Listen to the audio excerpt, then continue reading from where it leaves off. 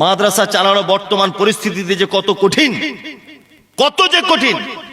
আর সব থেকে বড় কথা কি জানেন, আমি মাদ্রাসা করে বুঝতে পেরেছি, বাংলাদেশের আব্দুর রাজ্জাক বিন ইউসুফ, গত বছর 1 মাস বাংলাদেশে ছিলাম। তা ওনার লাইভ ভিডিওতে আপনারা দেখলে দেখতে পারেন। তা ওনার বোনের বাড়িতে জলসা, তা ওনার বোনের বাড়িতে রাত্রে আমি ছিলাম, মানে ওনার বোনের বাড়ির পাশেই। তা ওনার যিনি দুলা ভাই, উনি আমাকে বলছেন যে আমার শালার সঙ্গে একটু দেখা করে যাবেন, মানে আব্দুর রাজ্জাক বিন ইউসুফ সাহেবের সঙ্গে দেখা করবেন। তা আমি গেলাম। আব্দুর রাজ্জাক বিন ইউসুফ সাহেব তিনিও অনেক বছর আগে আমার বাড়িতে এসেছিলেন, 2-3 দিন ছিলেন। যাই হোক, তা আমি আব্দুর রাজ্জাক সাহেবের কাছে গেলাম। মাদ্রাসায় যাচ্ছি গাড়ি করে 4 চাকায়। একটা মুদিখানার দোকানদারকে বলছি, আব্দুর রাজ্জাক বিন ইউসুফের মাদ্রাসাটা কোন দিকে? সারা বাংলাদেশের লোক আব্দুর রাজ্জাক বিন ইউসুফের মাদ্রাসা চেনে, সারা বাংলার লোক, সারা ভারত বাংলাদেশ সব লোক চেনে, জামিয়া সালাফিয়া। তা 1.5 কিলোমিটার ডিস্টেন্স, 1 থেকে 1.5 কিলোমিটার।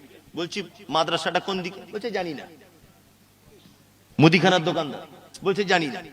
আর একটু আগে গেলাম, আল্লাহর কসম করে বলছে কথা বোঝানোর জন্য, মাদ্রাসা থেকে 500 মিটার আগে আর একজনকে জিজ্ঞাসা করছি জামিয়া সালাফিয়াটা কোথায়, যেখানে প্রায় 3-4 হাজার ছাত্র পড়াশোনা করছে।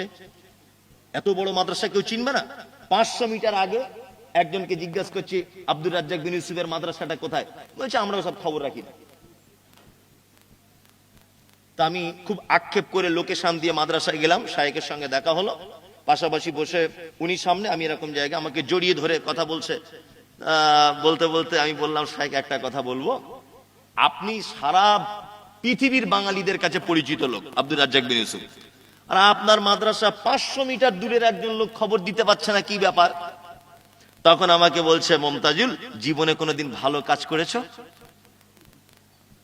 আমি বললাম, শায়েখ ভালো কাজ করিনি, তবে একটা ছোট মাদ্রাসা করেছি, 1 বছর হচ্ছে, এখন 200 জন ছেলে পড়ছে। তা বলছে, দেখবে এবারে তোমার পাশের বাড়ির লোক সব থেকে বড় শত্রু হবে তোমার।